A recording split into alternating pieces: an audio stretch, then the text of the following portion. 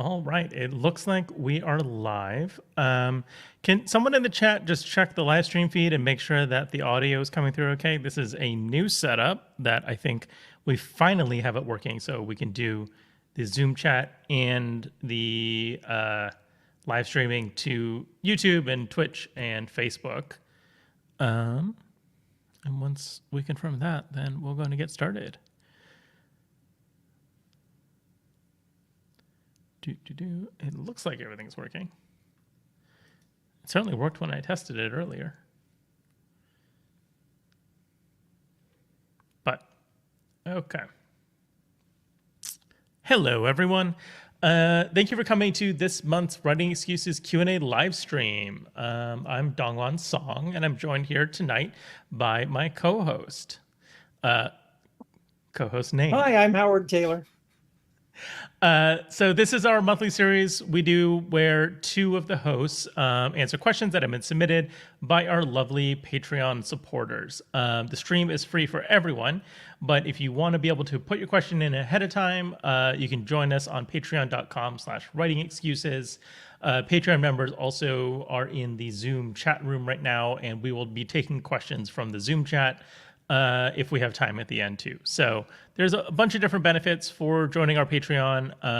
The biggest one is you just get the feed without commercials. It's commercial-free feed, which I think is wonderful. I support so many podcasts that way, and we would love it if you supported us that way too.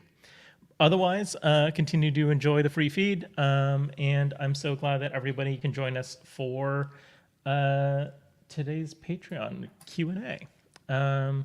Good to see some friends in the chat. Glad to hear the audio is working publicly. So, with that, how are you doing tonight, Howard? How are things? Pretty good. Pretty good. I'm gearing up to do 500-ish color sketch cards for fulfillment on the Book 18 Kickstarter.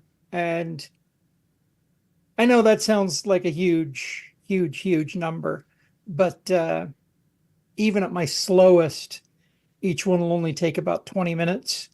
And Still, at my fastest, I'm not going to tell you how fast they can go at my fastest, because I started ganging the jobs where all of the inking is first, and then I will do, just the first two colors.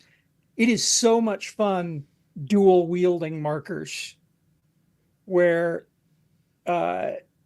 you've got there, it's open and it's hanging out of my mouth, and I'm coloring with one and then switching at high speed in order to get the it's fun. When you said dual wielding, I pictured right hand and left hand sometimes inking in tandem. Sometimes I do, and see, that's what happens. That sounded is like that chaos to me. I'll be getting ready to switch, and I'll go down with the left hand, and that's wild. But it only works when I'm drawing the same picture over and over and over again, 20 or 30 times. Hell yeah. Anyway, it's fun. All right, shall we dive into our questions? Yes, we should. All right, so our first question is from Joseph Barter. I don't know if you've heard of it, but the Chicago Writers Conference is next weekend, and I'm going. I hope you mean next weekend, and not the weekend that just passed. But we can still answer this question either way. I have a few pitch sessions with agents scheduled. Can you give me some recommendations for preparing these pitch sessions? Is there a good template for an elevator pitch that I should utilize? And any other suggestions for what I should have on hand for the conference? Okay, confirmed. It's next weekend. Good. I'm glad I'm getting to you before you actually go to this. I don't know that particular writers' conferences. Obviously, I've done a million of these. I'm not doing that many of them anymore, just because I'm at a different place in my career where I'm not bringing new people on at quite the pace that I used to. And I've just generally been trying to keep my schedule more sane. But yeah, so pitch sessions with agents. Recommendations for preparing for these, a few things. The primary thing is you're going to be nervous, and that's okay. Don't freak out about it. I'm used to the person sitting across from me being somewhat nervous. I get it. It feels like a huge opportunity. You're getting to meet with an agent and talk about your project. It's an opportunity to pitch. It's an opportunity to get in front of somebody. I think the best thing you can do is to set your expectations appropriately. And it's going to sound kind of harsh when I say this, but if you walk in there thinking you're going to walk out of there with a book deal, then you're going to be so nervous and stressed out. And you're going to be very disappointed when that doesn't happen, because that almost never happens, right? Like maybe 1 in 5 conferences, somebody gets signed out of one of those pitch sessions, and it almost never ever, and like maybe once every 5 years it happens in the session, right? Like it's going to be so rare, especially for a fiction writer with a debut novel, especially in genre, for that to happen there, right? So if you set your expectation as you want to meet someone, make a little bit of a connection, and more than anything else, treat it as a learning experience, you're going to get more out of it. So when I do these sessions, I make sure I'm structuring the meeting as an educational moment, as a learning experience, as a place for them to ask me questions, rather than one that's focused on the, I'm going to sign you, you're going to get a deal out of this. Like staying away from that mindset and really leaning into the, okay, what questions can I answer for you? What can you learn from this? What do you need to know? This is your opportunity to talk to someone who really knows the business for 10 minutes, 15 minutes, 5 minutes, whatever it is, depending on the conference. So that's my base recommendation, is to go in, remember that you're talking to another person. Remember that you're talking to, another human who's sitting across from you. You're trying to connect with them, and anything you can do to build that human connection with them is gonna serve you well. Manage your expectations so you're not so nervous, so overwhelmed by the experience. In terms of template for an elevator pitch, I don't know that there's a template exactly. I'm sure somebody online has like a do A, B, C, D, sort of formula for it. I tend not to think of it that way. Just remember that you want to be quick with it. Generally you want a 2-sentence version of the pitch that just like hits me, gives me some context for what kind of thing it is. That's where you can slip in a comp title. That's where you can tell me what genre and category you are. And then you can dive into a short pitch, 30 seconds, 1 minute on the outside, where you're telling me about what the book is, right? Again, be as fast, clean, easy to understand as possible, right? Don't get too bogged down by details. Don't get too bogged down by world building. What you want to communicate to me is what kind of story you're telling. Is this a big epic fantasy adventure? Is this a complicated political fantasy? Those kind of things. And then sort of get out and then let me ask questions, right? Because the ideal thing is you've given me enough that I have something to hook into and then be like, oh, that's so cool. It sounds like it's this thing, or tell me about this character, or like, oh, it sounds like you're setting it up like this. Is that right? You know what I mean? Like, and then the thing that I love to do is once I'm done asking plot questions, is just being like, okay, tell me why you chose to write this book, right? Like, why did you decide that this is the project for you? And then that's going to give me the best into a real conversation about what it is we're engaging with, right? So when you come to this, that's sort of my general advice in terms of pitching it, is super high level. Give me a cool image. Give me a sense of what type of thing that we're dealing with is, and then give me an opportunity to ask you some questions. Howard, have you ever done one of these? You ever been on the other side of that? I haven't been on the other side of a pitch session, but the formula that I've got for back cover copy and the marketing principle behind the 25, 50, 100, and 250 word descriptions that we would use in every marketing slick we needed to put together is absolutely invaluable, and it will serve you well far beyond just the pitch session. My back cover copy formula, and I've shared it with Writing Excuses before, is character, conflict, setting, hook. If you have an epic fantasy with, a dozen important pick one character, and they have a million conflict, pick one conflict. And your setting is, 40 years of Tolkien-esque world building. Give us the shorthand version of that. Don't explain it all. And this is the place where you have to make lightning strike. What's the hook? Yeah. And my my favorite example of back cover copy is from Tuesdays in the Castle by Jess Day George. And the back cover copy was meet the castle that rebuilds itself every Tuesday and the children who will do anything to protect it. That sounds sick as hell. Yeah. Yeah. I And mean, that's the and key. Give like a concrete image, right? Make it as specific as you can. Let me make sure it's something I can picture, and then give me something intriguing, right? Like, and I think Howard, you like really hit on it right there in terms of like setting that hook in terms of, oh, there's something I can picture in my head. I know who's dealing with this, and now I'm like, what does it mean to protect it? Protect it from what? Why is it rebuilding itself? Yeah. I have 1,000 questions now, and that's what you want to do. You want to make me ask questions. You don't want to give me answers. Yeah. The other advice that I give, and it has to do with comp titles. Comp titles are super useful if you pick two things. And when we say comp titles, we're talking about comparative titles. And I remember somebody whose comp title pitch to the world at large was, it's like Star Wars meets Harry Potter. I'm like, so biggest sci-fi franchise ever meets biggest modern fantasy franchise ever. That doesn't actually tell me anything. Yeah. But if you say, it's like Ted Lasso meets Babylon 5.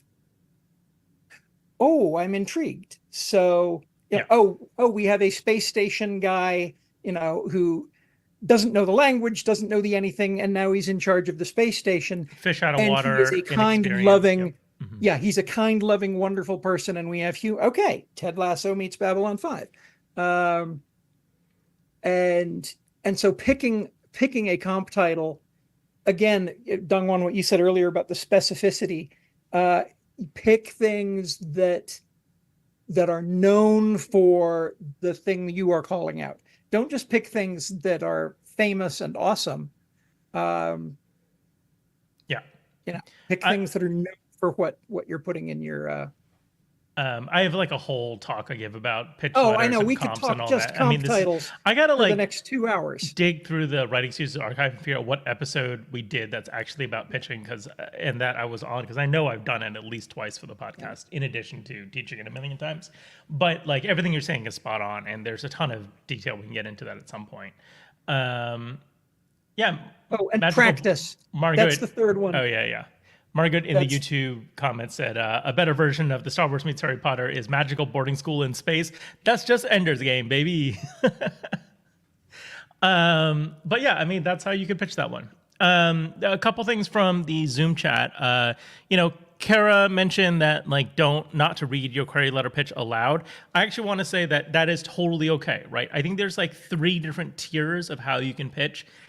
Tier 1 is come in with a prepared piece of paper. If you're super nervous, if you know that you don't have your pitch down pat, if you're like need the support of reading off the page, that's fine. You can show up, you can read off the page.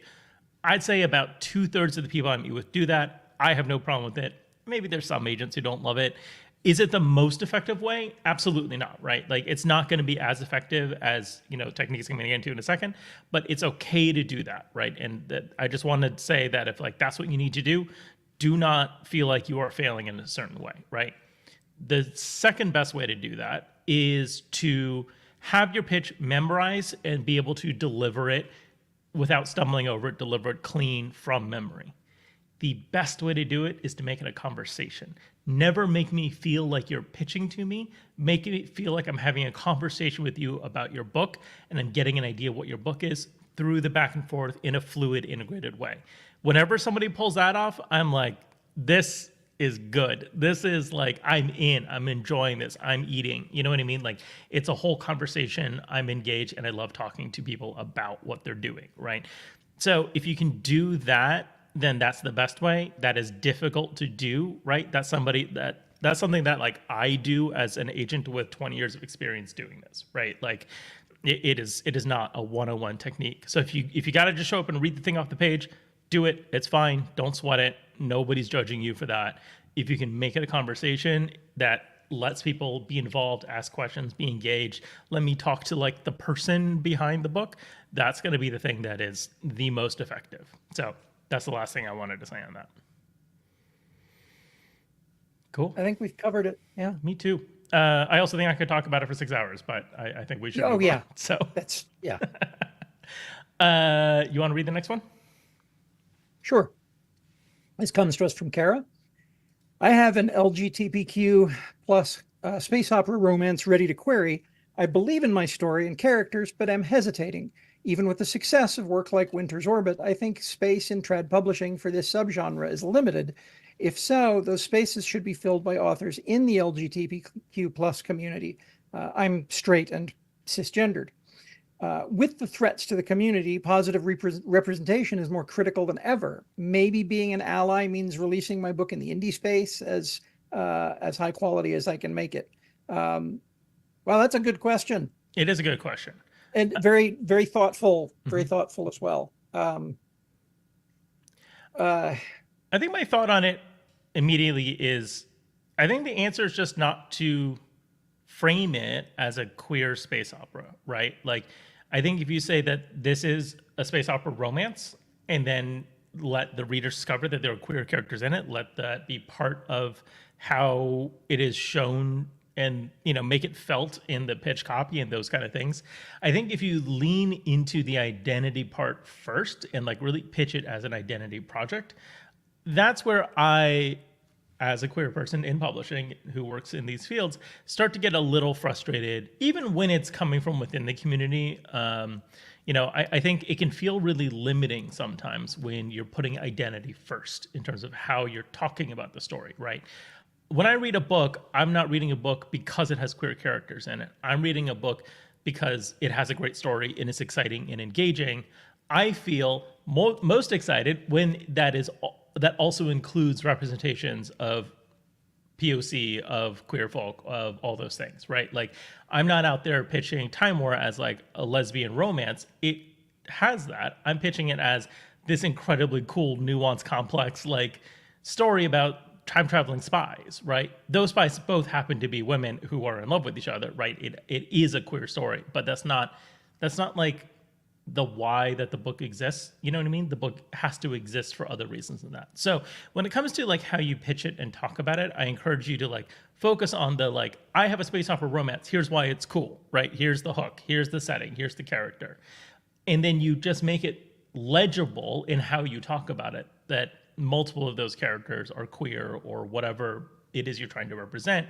And I think that's the best way to be an ally in terms of like, rather than necessarily trying to be an ally and publishing into that space, the best way to do that is just to have good representation on the page in a way that normalizes these experiences and sort of reinforces the, you know, non-harmful stereotypes about it, right? Like, I think that's the way to approach it, is how I would encourage you, especially as somebody who is straight and cis, you know, to approach this conversation is not to, you know, sort of be waving a pride flag at the front of the parade. Instead, like, publish the thing that you want to publish and pitch it the way you want to pitch it without necessarily leading with the fact that it's a queer book. Does that make sense?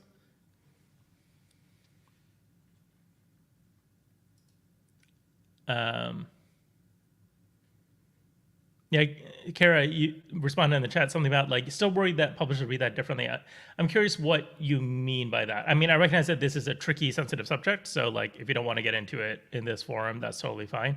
But I guess like if I were to guess at what you mean by that in terms of like a concern about an own voices component to that, which is always a little bit of a concern these days. I do think we're getting out a little bit from the pace of conversation where anybody who's like writing outside their identity was immediately being jumped on. I don't think it's happening quite as much anymore. Fingers crossed, I hoped, because that was a very frustrating moment to be in, even as somebody who is very, very invested in seeing stories from marginalized people hitting the mainstream.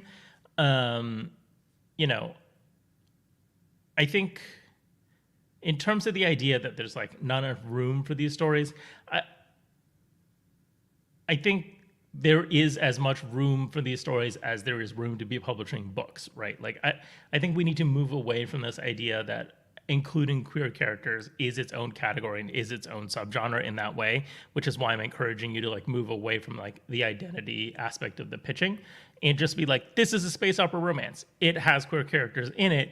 And that way it's not taking anything away from anybody. And I kind of push back on the idea that, you know, the pie is concrete and finite, which is how a lot of people who, you know, are approaching the industry kind of tend to talk about it. So I think there is room for an incredibly wide range of stories. And I think there is room for an incredible volume of those wide range of stories being published.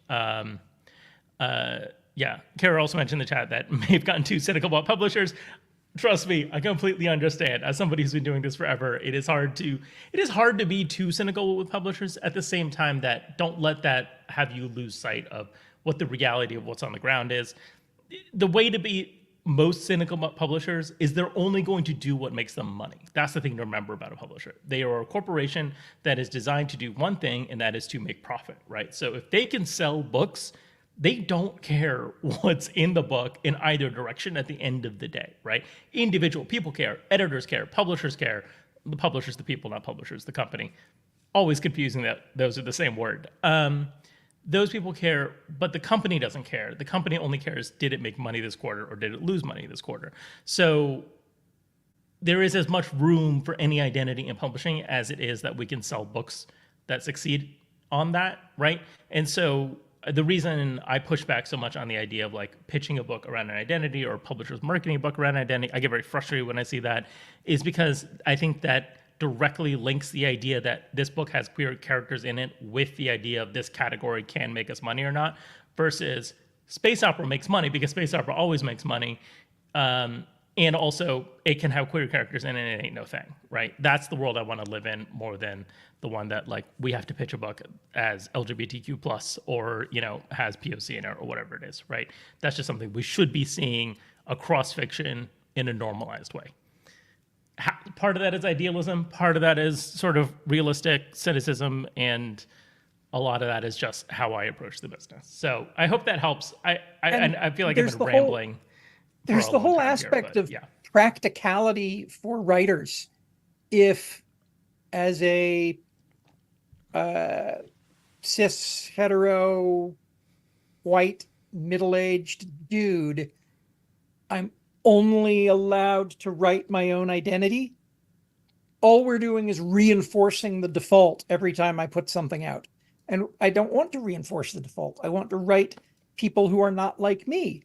And so we have to be able to do that. And as Dongwon said, if you write a good space opera and it happens to have people in it who are not like you, but you have taken the care to make them non-stereotypical, you know, you've avoided the harmful tropes. Awesome. You've helped the genre. You've helped readers discover things that they wouldn't discover otherwise. The short version of what I'm saying is don't worry about this too much. Yeah, what Howard is saying is spot on. I think the short version is like, I get why you're thinking about it. I get why you're worried about it. I would let go of that a little bit. Write the book you want to write, pitch it how you want to pitch it, publish it how you want to publish it. And, you know, it sounds like you're already doing what you need to be doing to show up and be an ally and be vocal, even with everything going on right now, right? Like, I think you're doing the work from what it sounds like from how you talk about it to normalize having queer characters in fiction, and that's the best you can do, you know? Okay, cool. Thank you for the excellent question. I know the answer was kind of complicated and rambling, but I hope that helps. Okay. So the next question is, curious to hear your thoughts on the value of first page critiques at conferences. I just went to my first one live, and I didn't feel that it provided much, if any, constructive feedback. Seemed little more than an excuse to rip someone's work apart under the cover of anonymity. Obviously, trying to become a published author requires developing a tougher skin, and it was a good reminder of how difficult it is to stand out in a seemingly endless sea of submission. but a lot of the feedback seemed to relate to questions that would easily have been answered if the agents on the panel had access to a query letter. The lack of context in my mind greatly reduced the overall value, but it was free at the conference while more thorough critiques were not, so I guess it had that going for it. I'm sorry. That sounds like it sucked. That's a miserable experience. Yeah. So this was a panel of agents who are reading submissions, and I'm going to put some words in their mouth that maybe don't belong there, and then trying to score points by being funny about how they shred this in front of the crowd.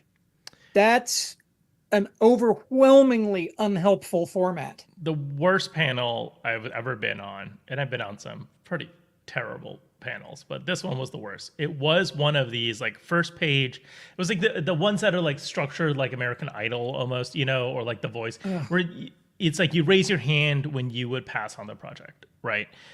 Which I do think there's some value in that idea. I think there's value in seeing how far does an agent read, why did they bounce, and doing that. But it's something that needs to be done with like real thought and care, and that was not, unfortunately, how my co-panelists were approaching it. I got rightfully reamed out by some of the conference organizers afterwards. And I think I was trying really hard to keep it on track, but they were right and they were yelling at all of us. And I was very unhappy with the tone of that conversation where it went, right? I do think in terms of like getting actual constructive feedback from that, not helpful. I think the one thing that is helpful from that is seeing how industry professionals think about reading work. I would almost pay more attention to what they said about other people's projects than what they said about yours. Because you're right, they did not read enough to know what they were responding to, and they did not read enough to provide a real concrete feedback. But also remember that the agent reading your project when it's submitted to them is in the same boat. They're also not going to know a whole lot. They're going to hopefully have read your query letter. Honestly, though, they probably skimmed it, were going pretty fast, maybe didn't retain a lot of details from 30 seconds ago when they read it to when they're starting to read your first page now, right? So being aware that your reader can sometimes be hostile is unfortunately good to know, even if it's not pleasant to encounter that directly, right? And if that is overwhelmingly negative experience for you to encounter that, then don't do this again, right? Is there some value somewhere in this? Sure, maybe. I don't love this format, though. I don't love that conferences do this. I'm not a big fan of writers' conferences in general. There's only one or two that I still go to because I like them. But stuff like this is part of my hesitation about how these conferences can be structured and what value writers are getting out of them. I think a lot of times people will show up to a panel like this and then just hear over and over again, this isn't for me, and therefore I shouldn't be writing books because there's no space for me here, And that's just not true. This is a handful of people performing for an audience in a way that is not helpful. And I think it's that last piece, performing for an audience. Yeah. If I am talking with you individually about a thing that you have written, and there are problems and there are good bits, and I can see how the way you worked the good bits can be applied as solutions to the problems, we can have a really meaningful discussion about how to improve whatever it is you put in front of me, and it would be helpful. If I am in front of an audience who expects me to be funny, it is a completely different approach. And it's one that I, as a professional humorist who recognizes that I can hurt people really badly with the zingers, and I don't want to. I have no need to. It's not going to make me feel good. If the audience laughs, it'll only make everybody that I care about, whose opinion I care about, feel worse. And so, yeah, I don't like the format. But flipping the question around, are first page critiques valuable? Absolutely. Absolutely. I take first pages all the time. First pages and opening scenes in shows that I'm picking up for the first time. And there's this checklist. It's almost unconscious now, which is, where is the point at which they hooked me? Or where is the point at which they pushed me away and said, this isn't for you? Where did that happen? Why did that happen? That's incredibly valuable. And it's the sort of thing you can do with a good group of beta readers. Here's a first page. Tell me when it started working, or when you could tell it wasn't going to work. My favorite workshops are first page workshops, right? Those are the ones that I tend to do. And, when I do a workshop, a lot of times they'll be like, will you read 10,000 words, 20,000 words? And I'll be like, sure, I'm going to spend all my time talking about the first 2,000 though. You know what I mean? Like Yeah. It's so, first, the opening page is so important. And if you can take anything from this as a positive note, the lesson to take away from it, well, I don't know if it's positive, but the only useful bits to take away from this is that people will be showing up to what you are reading with zero context, having paid no attention to anything you've tried to tell them before. And they might be showing up hostile and mean, right? And so if you remember that, and then you remember your job is to wow them and make it so clear and so compelling that even that cranky person on the panel trying to score a point is gonna have to sit there and be like, oh, dang, this one's real good. I'm in, like that's what you're up against, right? It's a real tough challenge. And remember that when it comes to a first page, it's not good enough. It has to just be like undeniable. And, if there's any lesson you take out of that, trying to get to hang on to that mindset, and while hanging on to the parts of it that is like, I can do this, because you absolutely can. That's the useful bit in my mind. But I'm sorry, that sounded like it sucked. And oh yeah, you shouldn't have had to go through that, because I'm really stretching to find some value here, All right. You want to move on to the next question? Yeah. So the question, when the advice is given to finish a story before moving to the next project in order to learn from it, even if it isn't one you seek to publish later, how finished is finished for a practice story? Completed rough draft, one edit, several edits?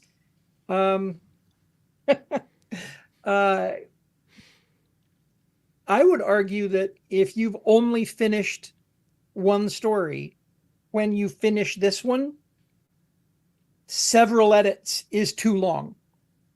One edit might be good, but putting it down and picking something else up quickly might be best. It's always useful to be able to say, if only to yourself, hey, I've written the end 3 times now on 3 different things. I'm not talking about a Peter Jackson movie. It's the end, 3 separate projects. That's the storytelling experience that I think that advice is aimed at building for you. Yeah, I think that makes sense. The other way to think about it is think about what it is you're trying to get out of this, right? Like, I think it is good advice to like finish a project before you move on to another one to sort of extract some learnings from it. But in terms of like, should I just complete it and move on? Do I need to, rewrite it? Do I need to do several edits?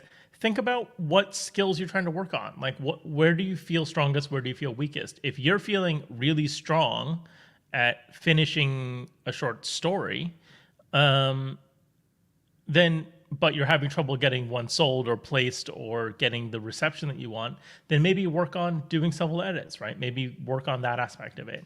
If you are struggling to get stories out the door, to just sort of feel like I'm stuck writing, I need to get better at finishing projects I start, then finish it, move on to the next one, right? Like it depends a little bit on what it is that you feel is your weak point and how you want to address that. I think several edits on a story you have no intention of sending out doesn't feel like the most productive use of your time, unless the thing you're trying to practice is how do I do multiple rounds of edits on something in a way that I don't lose my mind and I feel like I'm getting something out of it, right? So unless you're deliberately trying to practice the thing that you are modeling here, then my advice is probably just finish it and move on is probably what to do. But if you need practice editing, then practice editing, I think that's kind of what it comes down to for me. To some extent, I kind of question the entire premise of the question, though, a little bit. Like, I don't love the idea of a practice story. I think that neither do I. if you're working on something, fucking swing, right? Like, why are you working on it if it doesn't have the potential to be the story that you believe in? If you don't love it, then find a way to love it or move on to something that you do love, right? That's kind of what my advice would be. And I recognize that some people get stuck in this thing, and that's more of an anxiety question of like, I don't know how to finish this thing because I fall out of love with it halfway through and I never finish anything. If your trouble is I never finish anything, that's a different thing. But don't write things just for practice. Don't sell yourself short. I know so many writers whose first story is just an absolute banger and it's the most thing they're most well known for or whatever it is, because you can do that. You have the time to do that. You have the ability to do that. And so I would encourage you to believe in yourself and just like always be swinging for the fences with every single time you're up plate. You know what I mean? That'd be my advice. Okay. We got a couple questions in the chat that I would love to pivot to.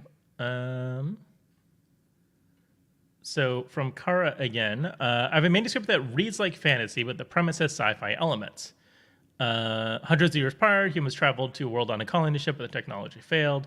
People now use the native beings technology, which has a magical quality, though no one is spellcasting. Would it be appropriate to pitch my story as fantasy? What do you think, Howard? I would come back to the idea of the elemental genres as opposed to the bookshelf genres. Is this page turning because of sense of wonder and exploration of a premise? Is the rooting out of how this indistinguishable from magic technology works? Is that an element of the story? If those are elements, then well, it's science fiction. You can have post singularity, we're all living in a simulation that runs like magic, science fiction, and it's still science fiction. When you say it reads like fantasy, but nobody's spellcasting, I guess I'm not sure of what is meant there. Ultimately, if I'm pitching it, I would I would submit the pages and say, it's speculative fiction, far future. I don't know what genre it fits in. Please help me.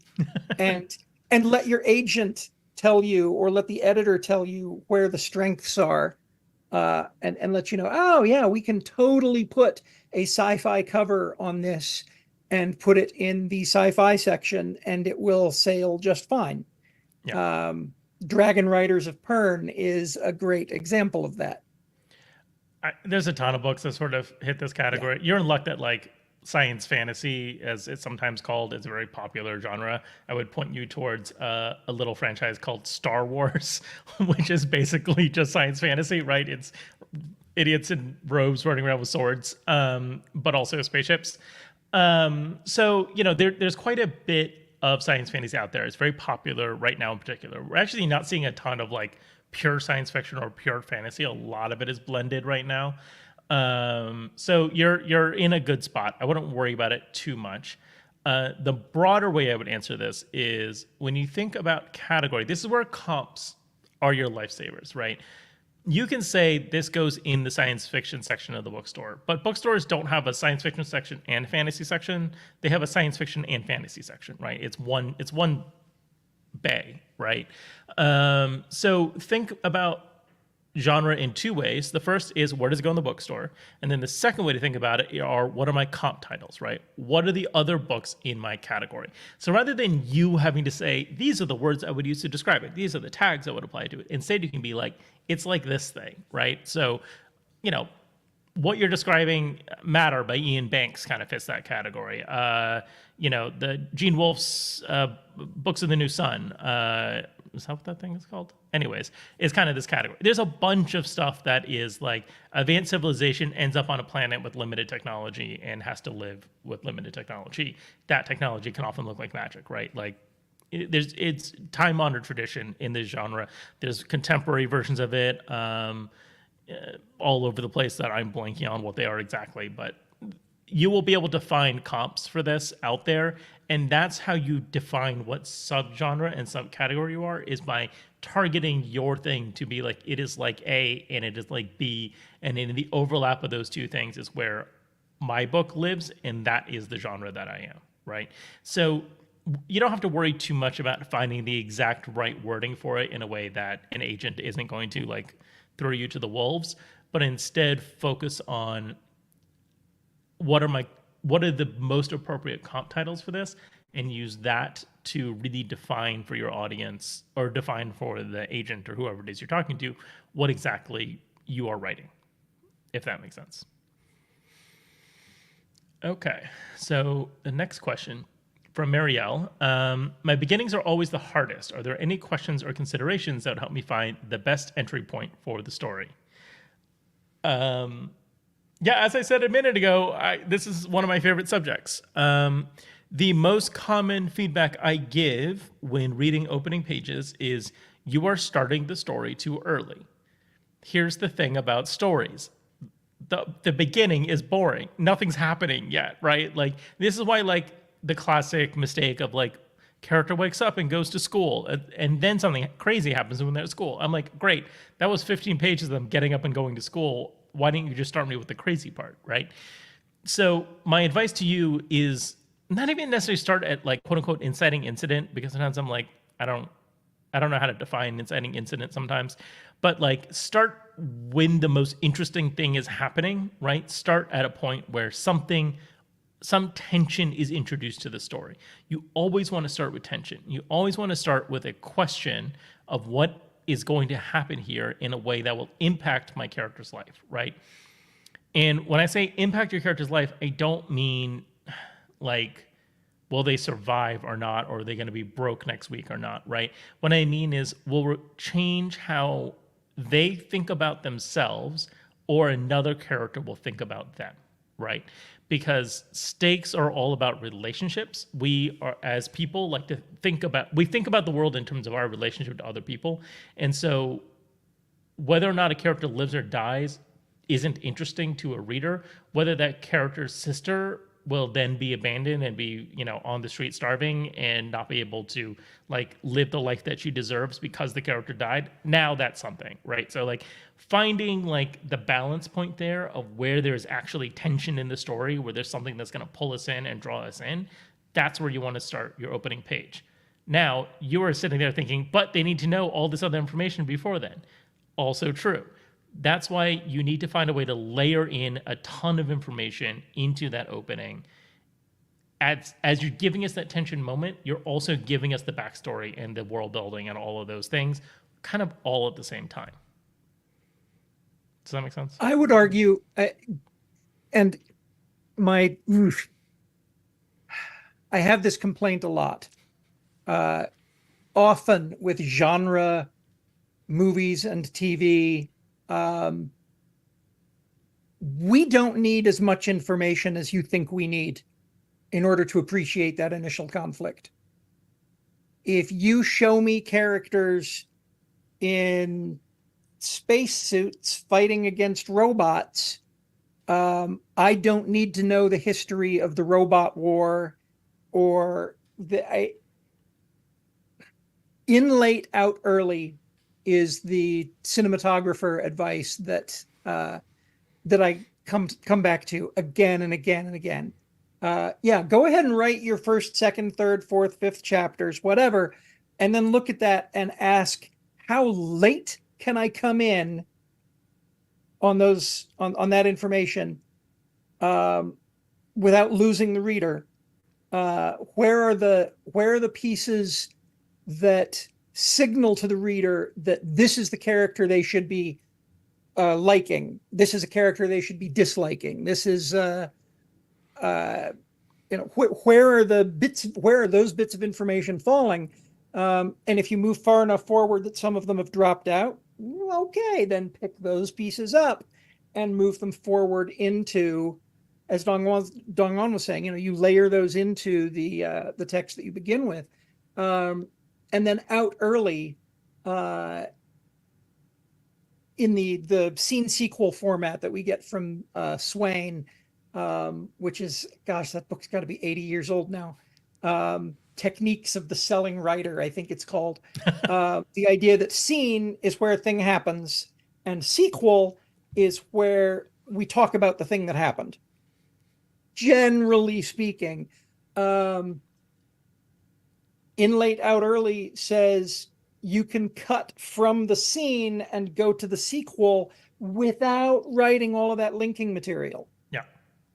And with first chapters, first pages, even knowing those techniques and getting feedback from people and pruning, chipping away everything that doesn't look like an elephant.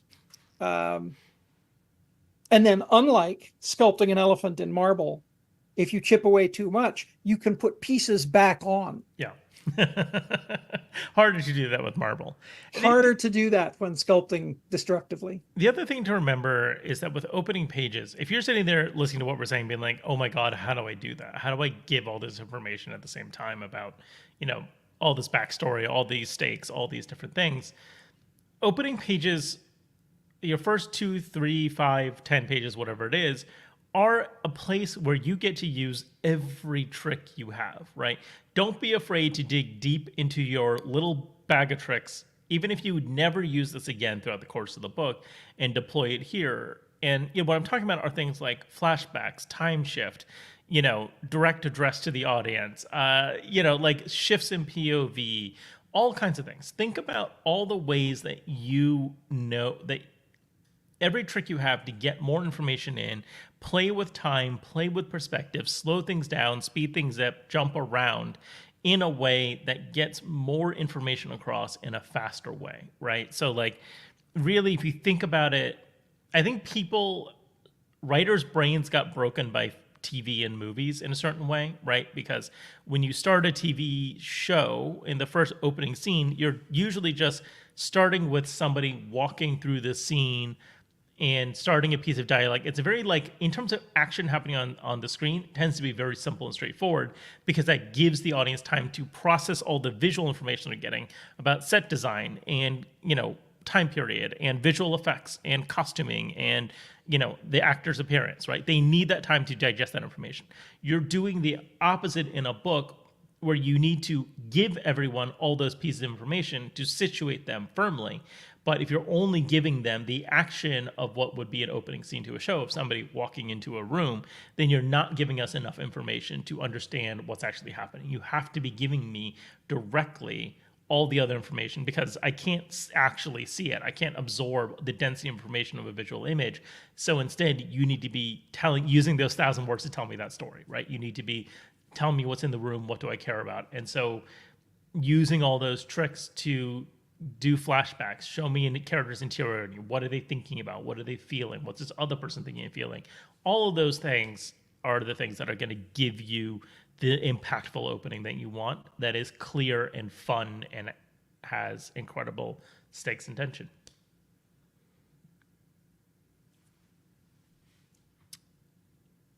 I think any other questions? Oh, there's one more question. Oh. I'm suffering from a lack of beta readers lately. Assuming I can't guilt more friends or family to do it, what's a good way to meet more people willing to read it?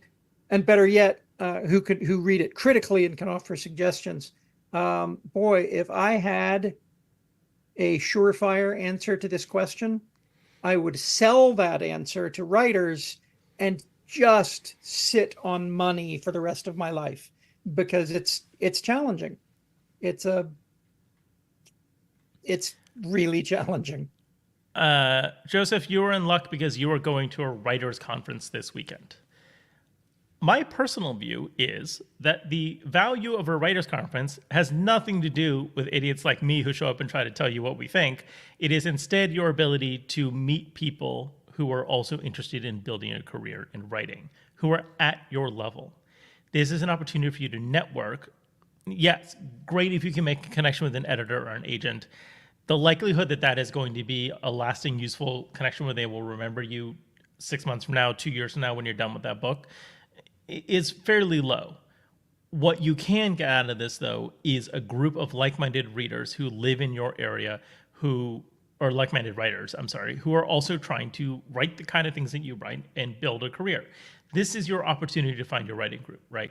So whenever someone goes to a writing workshop or a conference or whatever it is, it really is the friends you make along the way. Like, that dumb joke is true. Like, the best value you get out of any of these is getting to be in the room with a self-selected audience of people who are willing to pay as much as it costs to go to a conference, to take out the time it takes to go to a conference, who are there, who are that interested and that engaged. And this is your opportunity, right? So for more generalized advice, if you can't afford to go to a writers conference or there's not a good one in your area, start trying to find meetup groups, right? Try to find people in your area who write the kind of things that you do. And, maybe that's posting, on local message boards. Maybe that's going to your city's Reddit. Maybe that's, whatever it is, and trying to connect with people that way. It's hard. It's exhausting. It's hard to find people who are on the same wavelength as you. But hopefully you find some friends that way, right? Hopefully you connect with people who do the kind of things you do and who you can trust to give you feedback that actually works for you, right? That is actually useful to you. And the thing is, you don't need a big group of betas, right? Most people I know don't have 5, 10 betas. That's way too much feedback to be incorporating.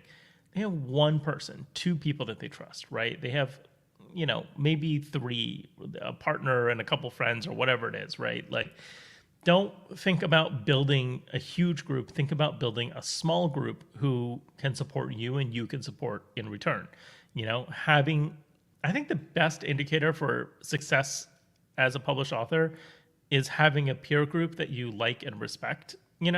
Like, the number of times I will stumble across a little pod of writers. I mean, Writing Excuses kind of is this, you know what I mean? Like, this little group of writers who all started out together and then are all still here and are all successful and are all continuing to do stuff and have tried to expand that circle, right? Like, but you'll stumble across these little packets all over the place. Like Kelly Link and Holly Black and who's the third one in that group? I can't remember.